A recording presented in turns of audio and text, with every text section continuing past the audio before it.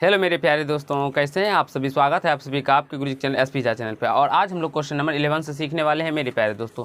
तो चलिए आज हम लोग क्वेश्चन नंबर 11 से सीखेंगे। आशा है आप लोगों ने क्वेश्चन नंबर 10 तक बहुत ही अच्छी तरीके से पीछे के पार्ट्सों में पार्ट 6 तक में देख लिए होंगे। अगर नहीं देखे हैं तो इस वीडियो की डिस्क्रिप्शन में उसका लिंक है, उसको देख लीजिए और कंसेप्ट को सीखने का प्रयास कीजिए मेरे प्यारे दोस्तों। तो आज चलिए हम लोग क्वेश्चन नंबर 11 को पढ़ते हैं और उसे आप लोग को समझाने का प्रयास करते हैं। क्वेश्चन नंबर 11 में कहा गया मेरे पास तो वो आकृति 6.40 में यानी कि 40 में ए बी बराबर ए सी वाले एक समद्विबाहु त्रिभुज ABC की भुजा बढ़ाई गई भुजा CB पर स्थित E एक बिंदु है। यदि AD लंब BC और EF लंब AC है तो सिद्ध कीजिए कि त्रिभुज ABD समरूप त्रिभुज BCF।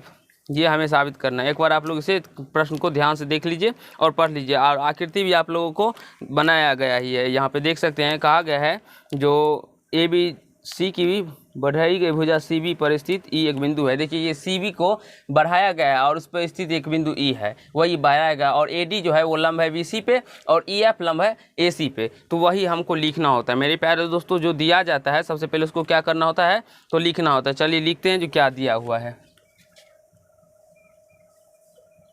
सबसे पहले दिया क्या गया है मेरे पास, तो दिया है जो ABC एक समद्विबाहु त्रिभुज है। दिया है जो ABC एक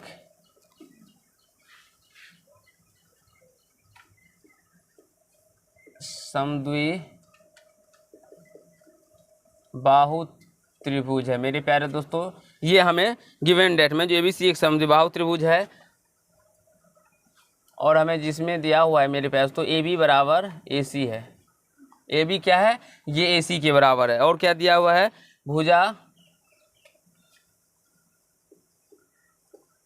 CB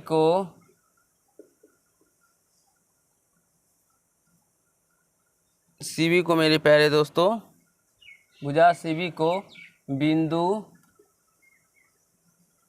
E तक बढ़ाया गया है। E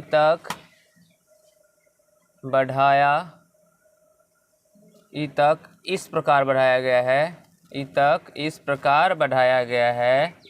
इस प्रकार बढ़ाया गया है। इस प्रकार बढ़ाया गया है मेरे प्यारे दोस्तों। जो EF लंब है AC और मेरे प्यारे दोस्तों इसमें दिया गया है जो AD लंब है BC के। चलिए यहाँ तक आप लोगों ने देख ली होंगी, सीख लिए होंगे। अब हम लोग सब क्या सिद्ध करना है वो देखिए। सिद्ध करना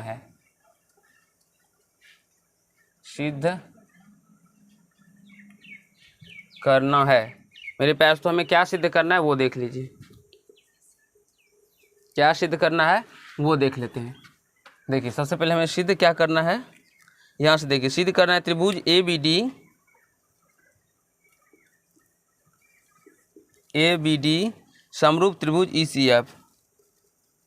समरूप त्रिभुज ECF देखिए ABD यानी ये त्रिभुज और समरूप त्रिभुज ECF यानी ये त्रिभुज। तो चलिए हम लोग साबित करते हैं। सबसे पहले मेरे पास तो हम लोग साबित करने के लिए प्रमाण देते हैं। तो चलिए प्रमाण देते हैं। प्रमाण में हम लोग देंगे मेरे पास तो चूंकि त्रिभुज ABC में हमें दिया गया है जो AB बराबर क्या है मेरे प्यारे दोस्तों, AC है। यहाँ से आप लोग देखेंगे तो AB बराबर क्या दिया गया, AC है। और आप सभी को पता होगा, हम आप लोगों को बताया भी है, आप लोग चैनल पे विजिट करके देख सकते हैं। जब ये भुजा इस भुजा के बराबर हो, मान लीजिए ये A और ये B और ये C है, ये ABC त्रिभुज है और एक समद्विबाहु त्रिभुज है। तो समद्विबाहु त्रिभुज का कुछ प्रॉपर्टीज होता है, गुण होता है, आपको ध्यान पे रखना होगा। जो ये दोनों भुजा अगर बराबर होते हैं तो मेरे पास तो इसके सामने वाले कोण भी आपस में बराबर होते हैं। यानी कि इसके सामने का कोण ये है और इसके सामने का कोण ये है, यानी ये दोनों कोण बराबर होंगे आपस में। ये अगर 70 डिग्री होगा तो ये भी 70 डिग्री होगा। ठीक है, तो यहाँ तक आप लोग समझ गए होंगे। यानी कि ये कोण जितना होगा मेरे प्यारे दोस्तों उतना ही कोण C होगा, क्योंकि AB ये रहा और AC ये रहा। तो ये दोनों भुजा बराबर, तो इसके सामने का कोण ये और इसके सामने का कोण ये, तो ये दोनों भी आपस में क्या होंगे, तो बराबर होंगे। तो यहीं से हम लोग लिख सकते हैं जो कोण ABC बराबर कोण AC बी लिखिए, या मेरे पास तो कोण ए बी सी बराबर कोण ए सी डी भी लिख सकते हैं। इसे हम लोग फर्स्ट इक्वेशन मान लेंगे। एक बार आप लोग गौर से देख लीजिए अच्छे तरीके से, जो कहीं से कोई प्रॉब्लम तो नहीं आ रहा है आप लोग को। देखिए हमने क्या लिखा, जो ए बी डी बराबर, सॉरी ए बी सी भी लिख सकते हैं या ए बी डी भी लिखिए, जो आपको लिखना हो वो लिखिए। तो ए बी सी बराबर हमने क्या लिखा, ए सी बी। तो मेरे पास तो ये कोण इस कोण के बराबर आ गया। अगर हम लोग देखिए इस बी की जगह पे हम इस डी को भी नाम ले सकते हैं, कहीं से कोई प्रॉब्लम नहीं होगा।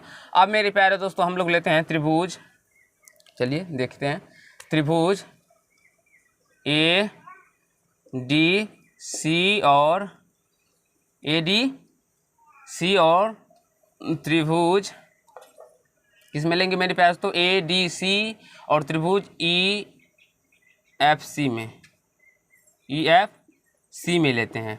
देखिए मेरे पास तो ए डी सी और ई एफ सी में, तो हम ए डी सी और ई एफ सी में देखते हैं ये कोण सी जो है मेरे पास, तो यहाँ से हम लिख सकते हैं कोण ए सी डी इक्वल टू कोण ई सी एफ। ये कैसे होगा, तो ये दोनों में उभयनिष्ठ है, दोनों त्रिभुज में उभयनिष्ठ है,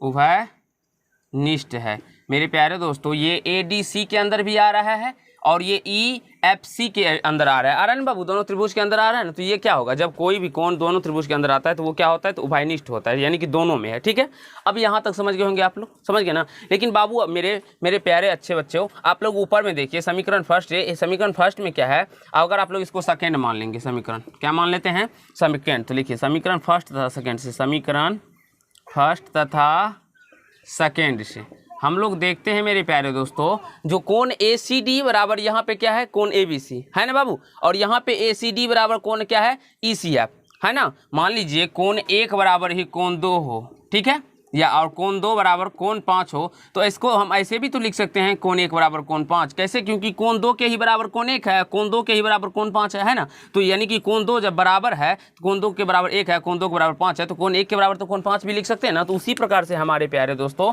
यहाँ पे ए सी डी और यहाँ पे भी ए सी डी बराबर, तो इसलिए हम लिख सकते हैं कोण A B C equal to कोण ई सी एफ। यहाँ तक आप लोग समझ लीजिए, कहीं से कोई प्रॉब्लम या समस्या या दिक्कत या तकलीफ तो नहीं हुआ मेरे प्यारे दोस्तों। ये देखिए इसके ये साइड में आप लोग को दिखाई पड़ रहा है ना, ठीक, आप लोगों को नहीं, मतलब ऑनलाइन बच्चों को दिखाई पड़ रहा है ना, ठीक। अब मेरे प्यारे दोस्तों यहाँ से देखिए, अब हमें क्या किसमें प्रूव करना है, त्रिभुज ए बी डी और त्रिभुज किसमें लेते हैं मेरे पास, तो ई एफ सी में, ई एफ या ई सी एफ भी लिख सकते हैं आप लोग, ई सी एफ में।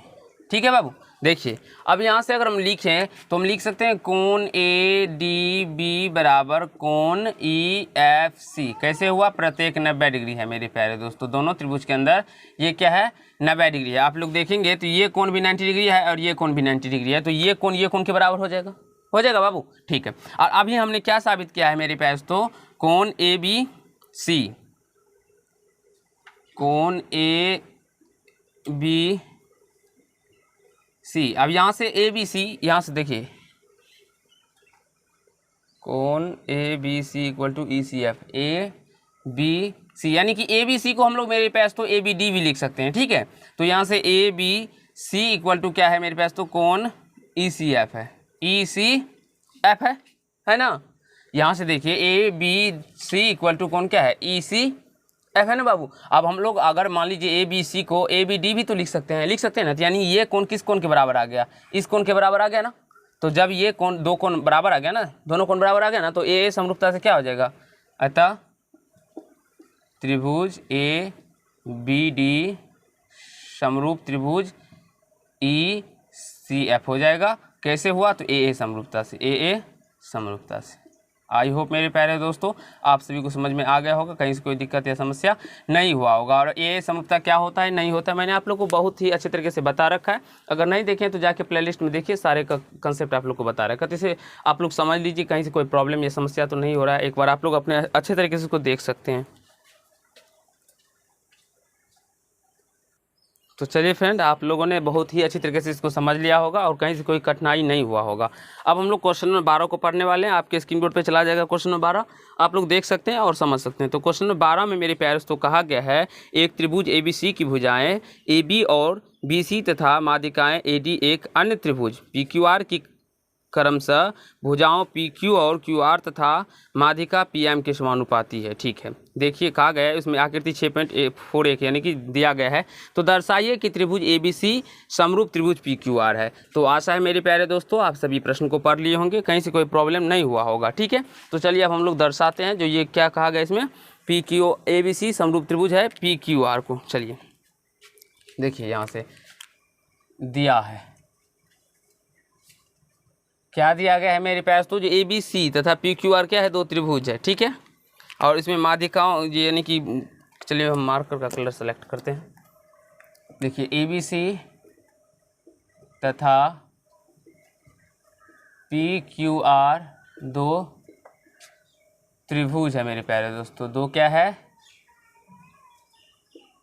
त्रिभुज है जिसमें AB बट्टे PQ का जो अनुपात है मेरे प्यारे दोस्तों, वही अनुपात है AC बट्टे PR का, और वही अनुपात है मेरे प्यारे दोस्तों AD बट्टे PM का।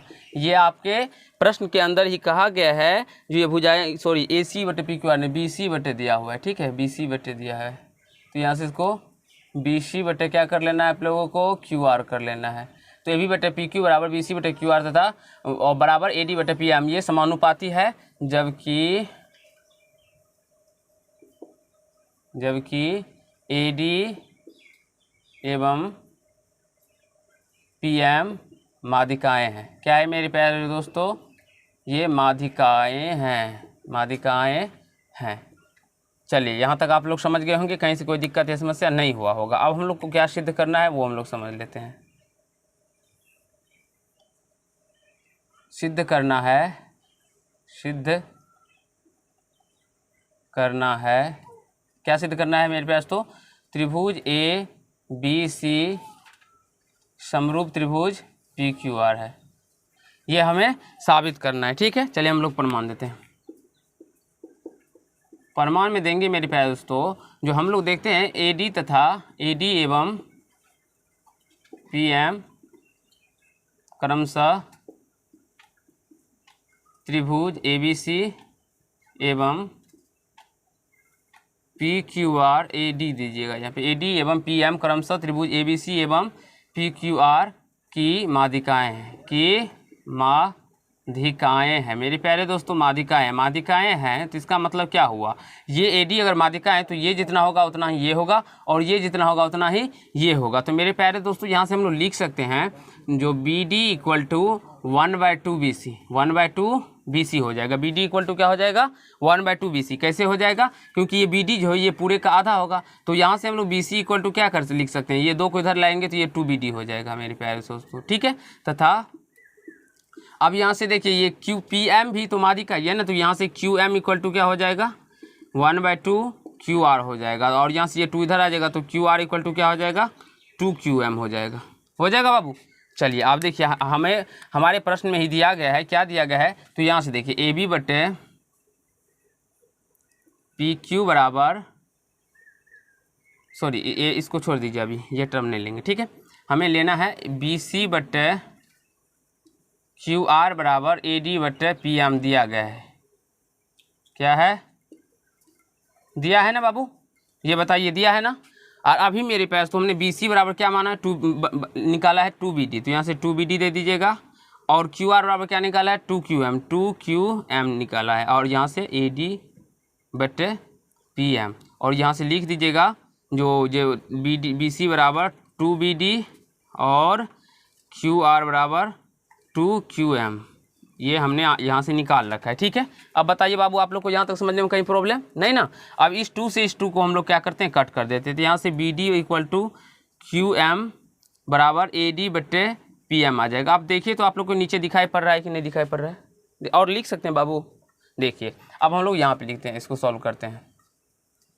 देखिए अब लिखेंगे त्रिभुज ए डी बी और त्रिभुज पी एम क्यू में, देखिए एक बार ए डी बी और त्रिभुज पी एम क्यू में, पहले उसको लिख लीजिए, अब उसको छोड़ दीजिए, यहाँ से देखिए समझ लीजिए बाबू। तो यहाँ से देखते हैं हम जो ए डी बी, तो यहाँ से लिख सकते हैं ए बी बटे पी क्यू बराबर हो जाएगा मेरे प्यारे दोस्तों बी डी बटे क्यू एम इक्वल टू हो जाएगा ए डी बटे पी एम के इक्वल टू हो जाएगा। कैसे हो जाएगा वो आप लोग समझ लीजिए एक बार। देखिए ए डी बटे पी एम जो है मेरे पास, तो यहाँ से आप लोग देखेंगे ए डी बटे पी एम ये किसके बराबर है, ए बी बटे पी क्यू के और बी सी बटे क्यू आर के भी बराबर है, और यहाँ पे बी डी बटे क्यू एम के बराबर है, यहाँ से ये क्यू है, ठीक है।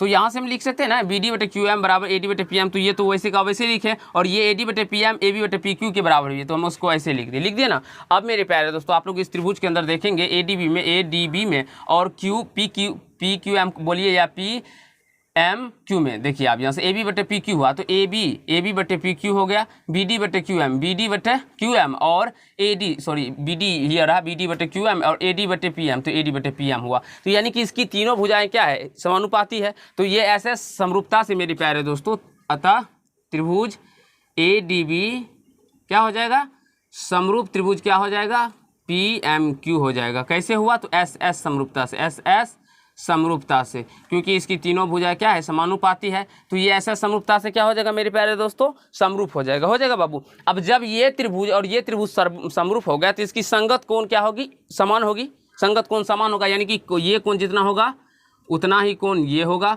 कोण ये जितना होगा उतना ही कोण ये होगा, ये कोण जितना होगा उतना ही कोण ये होगा। तो यहाँ से लिख सकते हैं कोण बी बराबर कोण क्यू, लिख सकते हैं। अब हम लोग चलते हैं मेरे प्यारे दोस्तों, हमें जिस त्रिभुज में निकालना होता है, अब त्रिभुज ए बी सी तथा पी क्यू आर में मेरे प्यारे दोस्तों, मेरे अच्छे बच्चों, आप लोग इसे गौर से समझने का प्रयास करेंगे तो आपको कहीं से कोई प्रॉब्लम या समस्या नहीं होगा, ठीक है। अब ए बी सी तथा पी क्यू आर में देखेंगे आप लोग, तो ए बी बट्टे क्या दिया हुआ है, ए बी बट्टे पी क्यू बराबर बी सी बट्टे क्यू आर हमें दिया गया है। ये क्या है, प्रश्न के ये अंदर हमें दिया है, गिवन डेट है मेरे प्यारे दोस्तों, है ना बाबू। ए बी बटे पी क्यू बराबर बी सी बटे क्यू आर, और अभी हमने क्या निकाला है, कोण बी बराबर क्या निकाला है, कोण क्यू, ऊपर साबित कर चुके हैं, ऊपर साबित कर चुके हैं मेरे प्यारे दोस्तों। अभी हमने यहाँ पे निकाले हैं, अभी कोण बी बराबर कोण क्यू किया है ना मेरे प्यारे दोस्तों। ये कोण बी बराबर कोण क्यू ही निकालने के लिए हमने इतना खेल खेला है, ठीक है। क्योंकि अगर हमें एक कोण बी बराबर दिया रहता तो ये यानी कि आसानी से प्रूव्ड हो जाता, लेकिन ये कोण बी बराबर कोण क्यू तो दिया ही नहीं है, या कोण कोई दिया ही नहीं था। तो इतना खेल जो हम खेले हैं ये कोण बी बराबर कोण क्यू को निकालने खेले, तो ये ऊपर में हमने साबित कर चुका है। अब जब दो भुजा तथा उसके अंतर्गत बने कोण आपस में समान हो और ये दोनों भुजाएं समानुपाती होती है, तो ये मेरे प्यारे दोस्तों अतः त्रिभुज ए बी सी समरूप त्रिभुज पी क्यू आर हो जाएगा। कैसे हुआ, तो एस ए एस समरूपता से, एस ए एस समरूपता से। आशा है मेरे प्यारे दोस्तों आप सभी को समझ में आ गया होगा, कहीं से कोई दिक्कत या समस्या नहीं हुआ होगा। तो इसे नोट कर लीजिए और अच्छे तरीके से अपने कॉपी पे लिख लीजिए। आगे नेक्स्ट पार्ट में हम लोग क्वेश्चन नंबर 13 से करेंगे, उसे समझने का प्रयास करेंगे। और आशा है आपको इस टाइप के प्रश्नों में आप कहीं से कोई प्रॉब्लम नहीं होता होगा। अगर आप लोगों ने मेरे सारे पार्ट्स नहीं देखे तो उसको देखिए, जिसमें कि आपको एक कंसेप्ट मिलेगा और आप लोगों को भी बहुत ही अच्छे तरीके से समझ में आएगा। तो धन्यवाद दोस्त, आज के पार्ट में इतना ही।